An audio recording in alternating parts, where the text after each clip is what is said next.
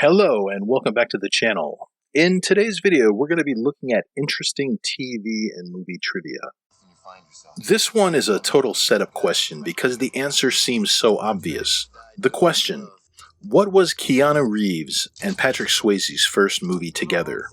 The tricksy part is that the obvious answer isn't the correct one.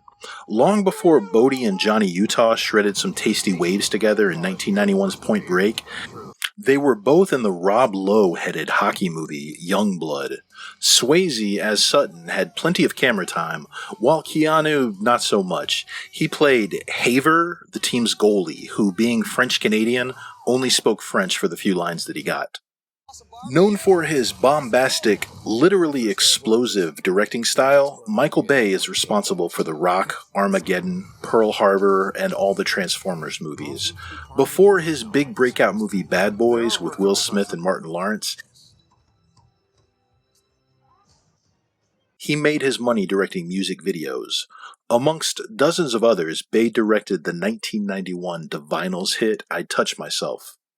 So next time you're out at a bar, you hear this song, and guaranteed you will hear this next time you're out at a bar. Amaze your friends with this tasty nugget of knowledge. Now, real quick before we move on to the next item on our list, I'd like to take a moment to ask that you remember to like the video and subscribe to the channel. It really does help out a lot. And now back to the list. Fans of the sci-fi series Farscape, of course, know who Zahn was. She was not only the sexiest plant you've ever seen, but she was also the spiritual backbone for the crew of Moya. I have two trivia items for her. Virginia was initially an Australian model that got into acting. Her second acting credit ever was in the Mad Max movie 1981's Road Warrior. She was nameless, credited only as Warrior Woman, but anyone who's seen the movie will know exactly who she was. Now, here's the second trivia fact. We mentioned her second acting credit earlier. Her first one ever was 2 years before Road Warrior in Video Killed the Radio Star. The music video by the Buggles is famous for being the first one ever aired on MTV, and the song receives routine play still to this day. Although, watching the video, in researching this fact for this list, I was like, that ain't the Warrior Woman. That wasn't her. So I did a little bit more digging. It turns out that before MTV debuted in 1981, this song had been doing well for a while outside the US markets, like in the UK and Australia. There was a video made at the 1979 British Top of the Pops. As they routinely did for televised performances, the Buggles replaced their actual backup singers with hot models lip-syncing the backup vocals. So this 1979 video is the one that Virginia appeared in and is credited for on IMDb. Kevin Smith's breakout movie, 1994's CLERKS, ends with the main POV character Dante simply clocking off his shift and finally getting to head home. Strangely enough, though, the originally written and filmed finale had him getting held up by an armed robber, and can you believe this? Getting shot and killed as a result. Talk about a really wildly discordant tone. This scene wasn't part of some grand artistic vision, according to director Kevin Smith. He just said he didn't know how to finish the movie. Friend and protagonist of the movie, Brian O'Halloran, who plays Dante, talked him into changing it, though. I think Smith made the right choice changing it up, because the alternate ending just seems so jarringly out of character with the rest of the movie. Plus, we would have never gotten a Clerks 2. One of the scenes of the movie has Zuckerberg being deposed, related to one of the numerous lawsuits he had to deal with early in his career as one of the richest men on the planet. During this, someone states that Facebook made Zuckerberg the biggest thing on a campus that included 19 Nobel laureates, 15 Pulitzer Prize winners, 2 future Olympians, and a movie star. One of the lawyers then asks, who was the movie star? And the response is, does it matter? The trivia fact is this: in actuality, the movie star they were referring to was Natalie Portman.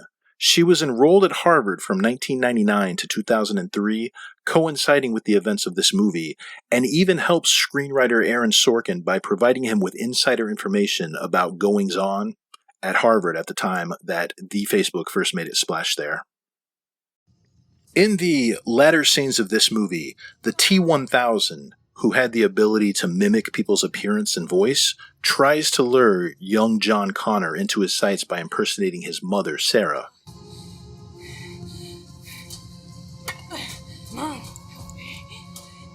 Director James Cameron was already spending a fortune on then state-of-the-art, groundbreaking CGI for a great deal of the movie. Lucky for him, though, he was able to save a lot of dough on the scenes with two Sarah Connors in them. It turns out actress Linda Hamilton has an identical twin sister named Leslie, who was able to make a cameo appearance. I'm not sure if she exclusively played fake Sarah or real Sarah, maybe both. Does it matter? Leave a comment below if you think it does for some reason.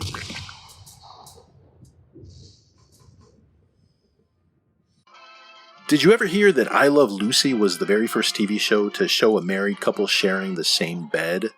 Technically, after doing a little bit of internet digging, I found that this was not the case, but the true answer isn't anywhere near as interesting, so we'll go with the first one. But that's all despite the point. We're here to talk about something similar, also belonging to the category of first on-screen appearance of something related to home furniture and/or appliances.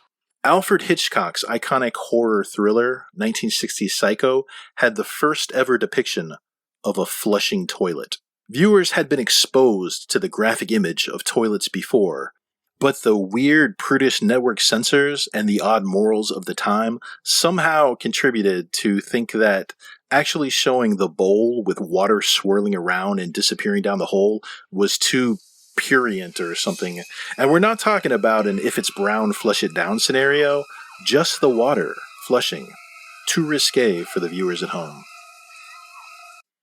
1995's The Usual Suspects has a really great scene that occurs right in the beginning of the movie where the main cast, the usual suspects, they get rounded up for a police lineup.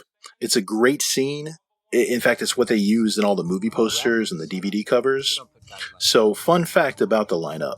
Writer Christopher McQuarrie's initial idea for the entire movie was based simply on how cool it would look seeing all the criminals standing in a lineup together. Everything else, plot, theme, script, etc., it all grew out of that image in his head. So the trivia fact is the lineup scene was meant to be played totally straight by all the actors. A bunch of hard career criminals being tough and serious, but as the scene unfolded, the actors had a really hard time keeping a straight face.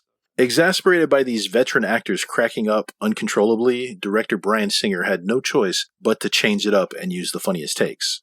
Why were they laughing? Benicio del Toro reportedly had a truly hideous case of flatulence and wouldn't stop blowing ass.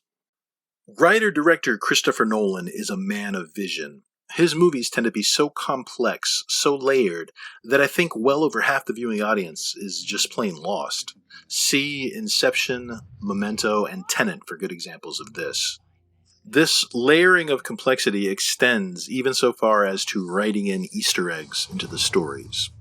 Now, for those that aren't down with the memes and the cool internet jargon, an Easter egg is a secret image, message, feature, or action that is embedded within a movie or a video game or an application. Sometimes a reference to another recognizable pop culture item, an Easter egg is often put in place purely for entertainment purposes. Thank you, Webopedia.com, for that definition. So here's the Nolan trivia item. In the movie The Prestige, the two main characters' initials spell Abra, A-B-R-A, as in abracadabra. That's so weird. Okay, so even more weird, Nolan does it again. If you take most of the main characters in Inception, their first initials spell out the word dreams. That is so trippy. Or maybe it's just a big freaking coincidence. Nolan's never really confirmed any such thing. If you think this seems like a bit of a stretch, some sites on the interwebs throw in 3 or more people to make it say dreams pay, which refers to how the Inception crew pays the bills. They pay with dreams and incepting people. But honestly, that theory, it seems to me just to be too much of a coincidence and a whole heaping of confirmation bias thrown in. For example, let's scramble up the order a bit and look, this shows us that Nolan really cares about us. Or this movie, or something. And then we'll add Leo's daughter Philippa from the movie, and we get this. I'll leave it for you to decide whether or not this actually is true. We're going to end this list much the same way we began it. The trivia question is, what movie was the very first one that Wesley Snipes and Woody Harrelson were in together? Extra hint, it's a movie based on a sport. If you think back, they went through a period where they were in a lot of movies together. Remember Money Train? That was kind of a movie.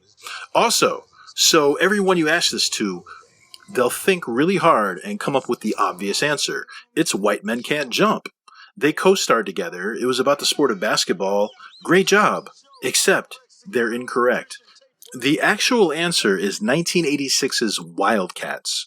Goldie Hawn takes the only high school football coaching job that her district will give to a woman at a crappy inner city school. Woody and Wesley are players on the team. While not starring roles, they both have plenty of lines and plenty of screen time.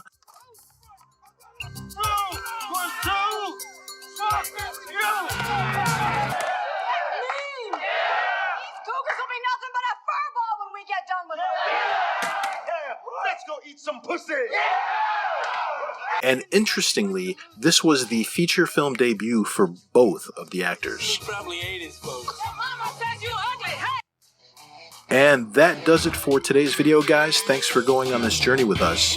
Let me know how you liked it in the comments section, and also don't forget to like the video, subscribe to the channel as we bring you more thoughtful and intriguing content in the future.